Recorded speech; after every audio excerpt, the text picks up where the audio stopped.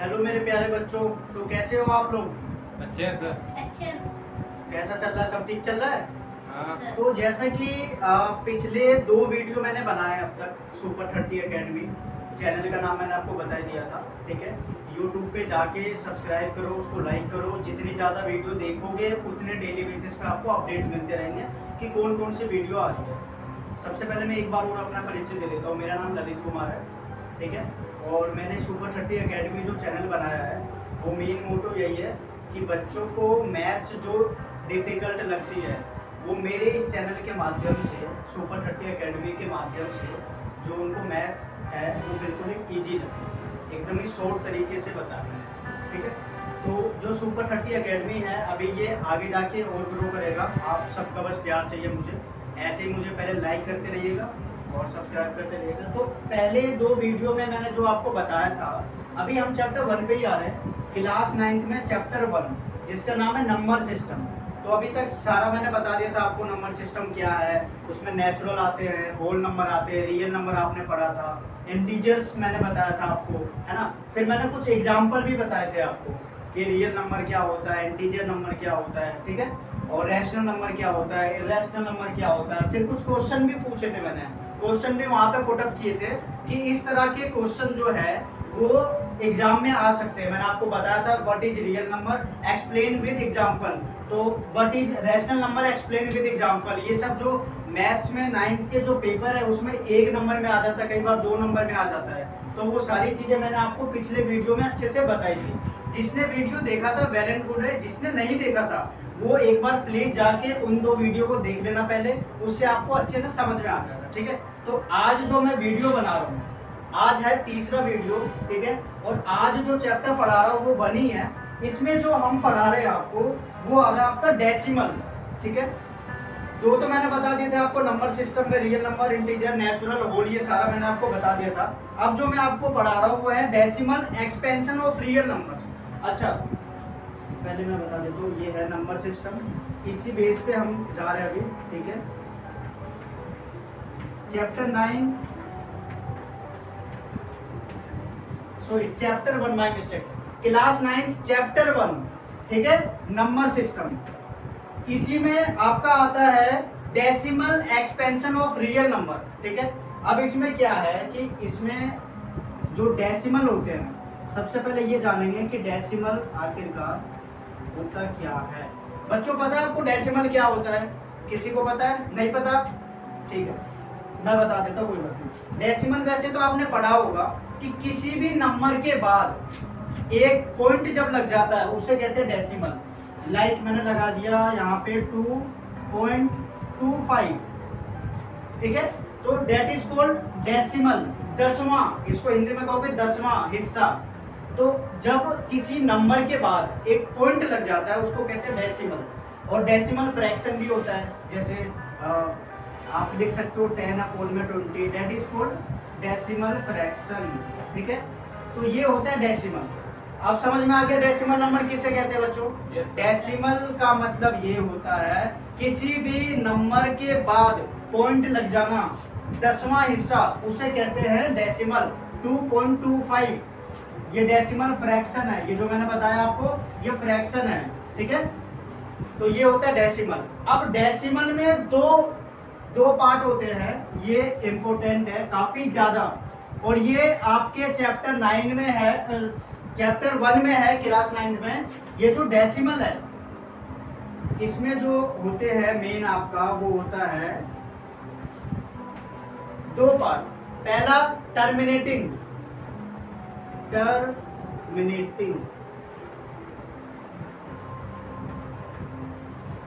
ठीक है।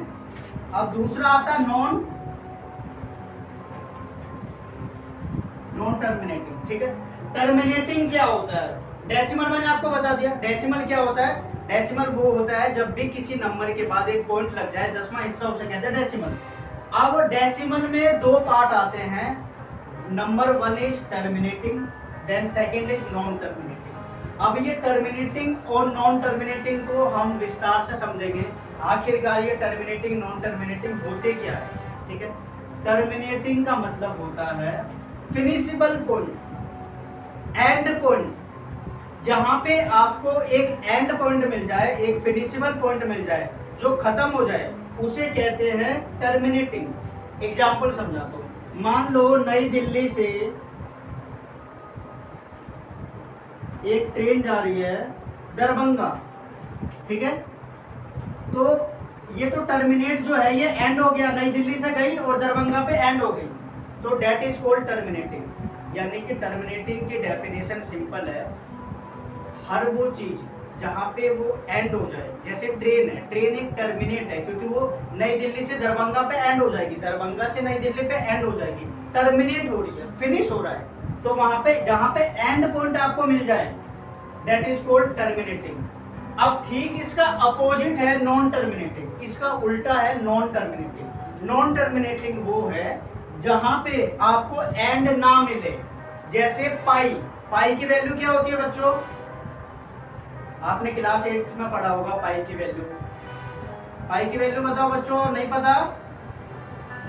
खेल कूद में ध्यान रहता है, इसलिए कहता हूँ कि थोड़ा पढ़ाई में ध्यान लगा लो। और मैं फिर से आपको एक चीज बताऊंगा, सुपर 30 एकेडमी का जो मोटो है वो ये है कि मैथ्स जो है जिसको आप सब्जेक्ट मान बैठे हो, वो सब्जेक्ट नहीं है, मैथ एक आर्ट है। उसको एक आर्ट की तरह लोगे तो ऑटोमेटिकली आपका माइंड भी शार्प होगा। मैथ को एक जादू की तरह सीखो, ठीक है? जैसे जादू सीखते ना, गली में आता ना जादू दिखाने, तो आपको मन करता ना कैसे एक का सिक्का गायब कर देता, तो सीखने में मजा आता है। वैसे मैथ जैसे पढ़ाया जा रहा है ना, वैसे सीखने में मजा आना चाहिए, तब आपको मैथ अच्छी लगेगी, फिर मैथ से आप घबराओगे नहीं। तो पाई की वैल्यू आपको नहीं पता, राइट? अभी पता चल जाएगी। पाई की वैल्यू होती है 22/7, 22/7, या फिर आप कह लो 3.14, ठीक है? तो पाई की वैल्यू क्या होती है? 22/7 या फिर 3.14, ठीक है? That is called non terminating. ये नॉन टर्मिनेटिंग है। तो ये अगर एग्जाम्पल अगर मैं लूं, ये आपको समझ में आ गया, इसलिए मैं यहाँ से थोड़ा हटा दे रहा हूँ इसको। पहले टर्मिनेटिंग का एग्जाम्पल बता देता हूँ। टर्मिनेटिंग क्या बताया था अभी मैंने? जहाँ पे जिसका फिनिश मिल जाए, जिसका एंड पॉइंट मिल जाए हमें, दैट इज कॉल्ड टर्मिनेट। जैसे नई दिल्ली से दरभंगा जा रही है ट्रेन, तो वो एंड हो गया दरभंगा में। दरभंगा से नई दिल्ली आ रही है तो एंड हो गया, वो टर्मिनेट हो गया। तो अब जैसे 1/4 बताओ, ये टर्मिनेट है या नॉन टर्मिनेट है? तो ये बताने के लिए हमें पहले इसको सोल्व करना पड़ेगा कि इसका फिनिशेबल पॉइंट आ रहा है या नहीं आ रहा है। तो देखो सोल्व करते, यहां लिख दिया मैंने 4 1। यहां अगर मैं 0 लगाऊंगा तो यहां भी 0 लगाना होगा, ठीक है? इतना तो पढ़ा होगा, डिवाइड तो पता है सबको। 4 2 जा 8, यहाँ पे लिख दूंगा मैं 8, यहाँ डाल दिया पॉइंट, ठीक है? 4 2 जा 8 हो गया, तो यहाँ पे 2 डालूंगा, ठीक है? 10 में से 8 गए तो यहाँ कुछ नहीं है, तो मैं क्या लिखूंगा? 0। घबराओ मत बच्चों, खोल के बोला करो, डरना थोड़ी ना, गलत ही बोलोगे ना, इससे ज्यादा क्या हो गए? ऐसा तो नहीं कि तुम गलत बोलोगे तो मैं कुछ कर दूंगा, है ना? आप गलत बोलो सही बोलो, डजंट मैटर, लेकिन बोलो, बोलना जरूर है आपको। तो अब यहाँ कुछ नहीं है तो 0 आ गया यहाँ पे, ठीक है? 4 5 जा 20, 4 5 जा 20, तो यहाँ पे लिख दिया 5 और ये हो गया 20। 20 में से 20 गए, 0 कट, एंड पॉइंट मिल गया, हमें फिनिशेबल पॉइंट आ गया। तो इसका क्या आ गया? 0.25। तो इसको हम 1/4 को 0.25 लिख सकते हैं। आप बताओ ये टर्मिनेट है या नॉन टर्मिनेट है? टर्मिनेट है। क्यों टर्मिनेट है? क्योंकि हमें क्या मिल गया? फिनिशेबल पॉइंट, एंड पॉइंट मिल गया हमें। आ गया समझ में? अब अगला बताओगे, गलत तो नहीं होगा?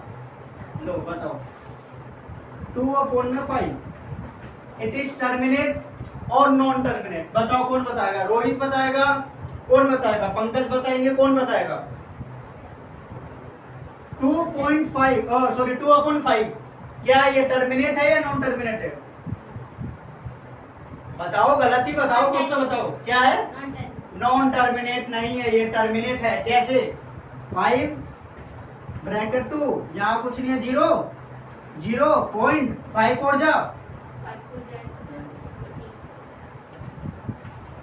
5 4 जा 20, एंड में क्या आ गया रिजल्ट 0, तो क्या हो गया ये टर्मिनेट। क्यों है? क्योंकि ये फिनिशेबल पॉइंट दे रहा है, एक एंड पॉइंट दे रहा है, ठीक है।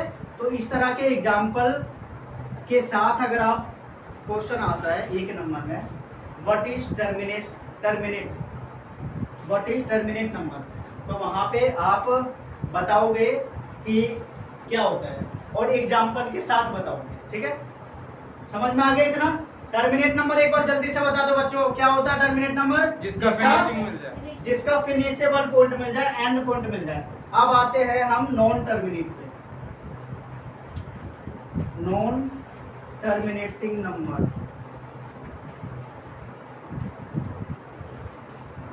ठीक है। अब नॉन टर्मिनेटिंग अभी तो बताया था पाई क्या है? Non terminating. एक और एग्जांपल, अच्छा नॉन टर्मिनेटिंग में एक और अच्छी चीज है जानने वाली, और ये कह लो कि ये सीखने वाली एक अच्छी चीज है। टर्मिनेट तो आपने समझ गया, टर्मिनेट का कोई हिस्सा भी नहीं होता, जिसका फिनिशेबल पॉइंट मिल जाए, एंड पॉइंट मिल जाए, that is terminate. Non terminating में 2 हिस्से होते हैं, एक होता है रिपीटिंग, एक होता है नॉन रिपीटिंग। क्या होता है? रिपीटिंग। एक होता है रिपीटिंग, दूसरा नॉन रिपीटिंग, ठीक है। तो रिपीटिंग क्या होता है? जो रिपीट हो, नाम से ही पता चल रहा है ना। देखो कुछ भी अगर मैं क्वेश्चन पूछता हूँ तो उसका जो आंसर है, उसका जो सॉल्यूशन है, वो उसी क्वेश्चन में छुपा होता है। अगर मैं रिपीटिंग बोल रहा हूँ तो इसका मतलब क्या होगा? रिपीट। नॉन रिपीट कर रहा हूँ तो नॉन रिपीट। तो रिपीट नंबर कौन से होते हैं? अब इसका एग्जांपल सुनो।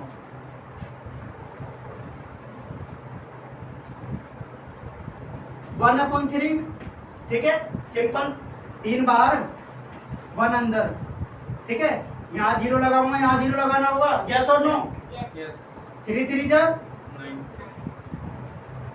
पॉइंट में 3 डाला, पॉइंट में 3 क्यों डाला? क्योंकि 3 3 जा क्या होता है 9।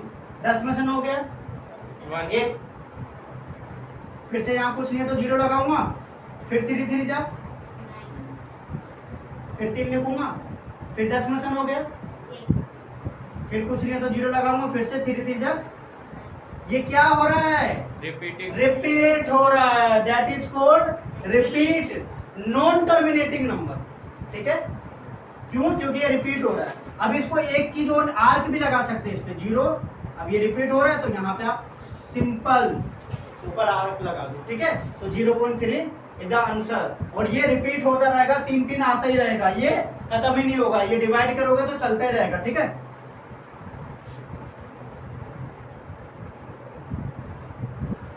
इतना समझ में आ रहा है? किसी को कोई डाउट, कोई क्वेरी, कुछ भी हो मेरे से जरूर पूछिएगा, क्योंकि देखो ऐसे आप सिर्फ सर हिला दो फिर मैं पूछूंगा तो फिर वो चीज है, ठीक है। अच्छा अब नॉन रिपीटिंग का बता देता हूँ मैं। नॉन रिपीटिंग नंबर के कौन से होते हैं? जिसका रिपीट ना हो। ये तो 0.33 रिपीट हो रहा था। अब नॉन रिपीटिंग क्या है? जो रिपीट ना हो। कैसे? पाई 22 अपॉन में 7। अब ये रिपीट ही नहीं, ये रिपीट नहीं होगा। कैसे? 7 बार 22, 7 3 जा 21, यहाँ लिखा 21, यहाँ लिखा 3, ठीक है। यहाँ लगा दिया पॉइंट। 22 में से 21 गए, कितने बचे? 1। यहाँ कुछ नहीं है तो 0, ठीक है। 7 3 जा, ओ सॉरी 7 1 जा 7। 10 में से 3 गए, 10 में से 7 गए तो 3, तो 7 1 जा 7, ठीक है। अब देखो ये 3 है तो कुछ नहीं आया तो 0, माफ करना इधर लिख रहा कोई जगह नहीं है, ठीक है। अब 7 4 जा 28, ठीक है। तो 7 4 जा ये हो गया 28, यहाँ लगा दिया 0, ठीक है। 7 0 30 में से 28 गए 2, तो यहाँ कुछ नहीं तो 0, ठीक है। अब 7 2 जा 14, यहाँ पे 2। अब ये रिपीट होता रहेगा ऐसे 3.1 4 2 3 ऐसे करके ये रिपीट होता रहेगा, सॉरी नॉन रिपीट होता रहेगा। ये रिपीट कहाँ हो रहा है? 1 के बाद क्या आ रहा है? 4 के बाद 2 के बाद 3। रिपीट कहाँ हो रहा है? रिपीट कब होता है? जब ये 3.1111 होता तो ये होता रिपीट, लेकिन ये तो नॉन रिपीट है, तो that is called non repeating terminating, ठीक है। ये रिपीट ही नहीं हो रहा। तो सबसे अच्छा एग्जांपल है पाई, नॉन टर्मिनेटिंग रिपीटिंग नंबर्स का, ठीक है। तो देखो मजा आएगा इसमें, चीजें सीखने को मिलेगी, पता चल गया होगा टर्मिनेटिंग नंबर क्या होता है, नॉन टर्मिनेटिंग क्या होता है, डेसिमल क्या होता है, ठीक है। अब मैं बता देता हूँ आपको।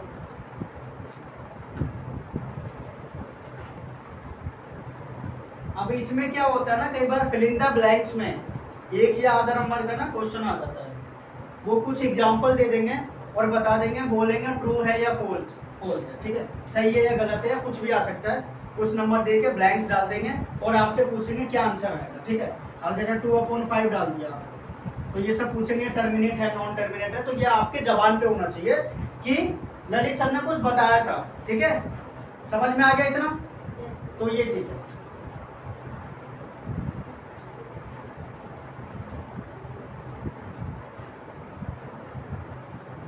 आई होप आपको ये समझ में आ गया होगा टर्मिनेटिंग और नॉन टर्मिनेटिंग, ठीक है। इससे पहले जो मैंने 2 वीडियो बताया था उसमें होल नंबर, नेचुरल नंबर, ठीक है, इंटीजर्स, रियल नंबर सब आपने पढ़ा था। तो अभी कुल मिला के ये है कि जो नंबर सिस्टम का है हमने ऑलमोस्ट जो इसका आखिरी सीमा है, आखिरी जो चरण कह सकते हो वो पार कर लिया है, टर्मिनेटिंग नॉन टर्मिनेटिंग। इसके बाद में भी एक लास्ट वाला आएगा, वो मैं आपको अगले वीडियो में बताऊंगा। अभी टर्मिनेटिंग नॉन टर्मिनेटिंग मैंने आपको बताया, ठीक है। और अगर किसी को भी समझ में नहीं आता है तो सबसे पहले वीडियो को जाके पहले देखे, अच्छे से समझे उसको, वीडियो को स्किप मत करना, ठीक है, पूरा अच्छे से वीडियो देखना, उसमें सब कुछ मैंने with example A to Z सारी चीज़ें बताई है, ठीक है। जितना ज़्यादा आप वीडियो देखोगे उतना ज़्यादा आपको चीज़ें समझ में आएगा। मैथ्स कहती है कि जितना ज़्यादा आप प्रैक्टिस करोगे उतना ज़्यादा आप सीखते चले जाओगे। प्रैक्टिस मैक्स मेन परफेक्ट, जो प्रैक्टिस है वो आदमी को परफेक्ट बनाती है। तो प्रैक्टिस करते रहोगे। मेजर ध्यानचंद का नाम सुना होगा आपने, ठीक है, कुछ एग्जांपल दे रहा हूँ इससे भी आपको समझ में आएगा। वो पटरी पे हॉकी का जो बॉल है उस पर खेलते थे, ठीक है, तो वो प्रैक्टिस से होता है। तो ये सारी चीज़ है, प्रैक्टिस जितना करोगे, मैथ्स इतना डिफिकल्ट है नहीं, प्रैक्टिस जितना करोगे उतना आपको आता रहेगा, ठीक है, सारी चीज़ें आपको समझ में आएगी। आई होप कि आपको ये वीडियो अच्छा लगा होगा। फिर से कह रहा हूँ, अगर ये वाला चीज़ समझ में नहीं आया आपको, टर्मिनेट नॉन टर्मिनेट, इसके आपको नोट्स वगैरह जो है वो प्रोवाइड हो जाएगी, ठीक है। जो भी है, जो मेरी तरफ से सपोर्टेबल है वो चीज़ मैं दे दूंगा आपको। बाकी का फिर भी एक जो माध्यम है सीखने का वो ये है, वो यही है कि यूट्यूब पे जाओ, सर्च करो सुपर 30 अकेडमी, मेरा चैनल आ जाएगा, वहाँ पे जाके आप ये चीज़ देखो, अच्छे से समझो, ठीक है, वीडियो स्किप मत करना। और जितना ज़्यादा सब्सक्राइब करोगे, जितना ज़्यादा लाइक करोगे, उतना ज़्यादा आपको अपडेट मिलेगा, जितना ज़्यादा नोटिफिकेशन, वहाँ पे बेल आइकन आप वहाँ पे क्लिक कर दोगे तो उतना आपको अपडेट मिलता रहेगा। जो भी मैं वीडियो करूँगा वहाँ पे आपको नोटिफिकेशन आती रहेगी, ठीक है। तो अभी इस वीडियो को फिनिश करते हैं दोस्तों। आगे जो अब वीडियो बनेगी वो मैं और इंटरेस्टिंग बनाऊंगा, ठीक है, आपके लिए देखूंगा कि क्या इंटरेस्टिंग हो सकता है। जितना ज़्यादा होगा उतना ज़्यादा इंटरेस्टिंग बनाऊंगा, ठीक है। जितना शॉर्ट ट्रिक होगा वो भी मैं आपको बताऊंगा, ठीक है। अभी पहले आपका मेन मकसद है ये चीज़ें समझना, प्रैक्टिस करना, समझना, ठीक है। तो आज के लिए इतना ही दोस्तों, बाकी का अगली वीडियो में